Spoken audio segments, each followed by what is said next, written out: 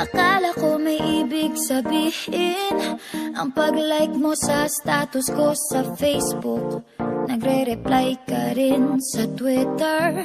Akala ko, yun na. Pero nakita ko kahapon may pinost kang iba.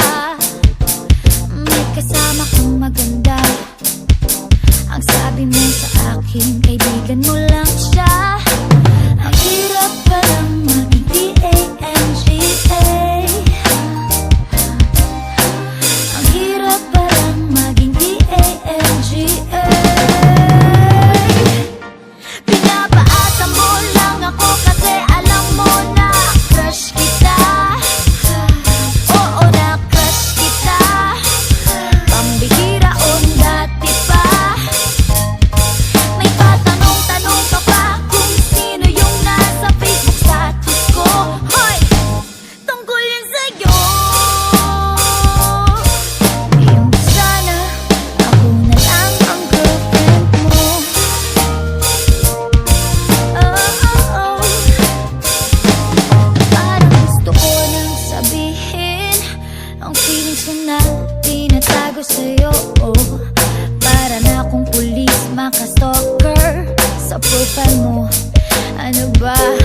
Pero nang makita ko kahapon, post mong may kasama ka, ang mundo ko'y nag-iba. Pakiramdam ko, boy, chicks mo siya. Ang hirap palang maging D-A-N-G-A. Ang hirap palang maging D-A-N-G-A. Pinapaasa mo lang ako kasi alam mo na crush kita. Oo, na crush kita. Pambihira o nung dati pa. May patanong-tanong ka pa kung sino yung nasa Facebook status ko. Hoy! Tungkol yun sa'yo. Sana ako na lang ang girlfriend mo. Iniisip ko tuloy na paagaw ba paghihinala kung sa'kin may gusto ka. Nagmumukhang sira. Iniisip na may ibig sabihin yung message mo.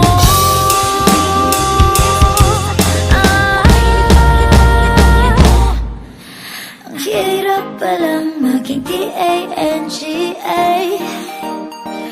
Ay, ang hirap palang maging D-A-N-G-A.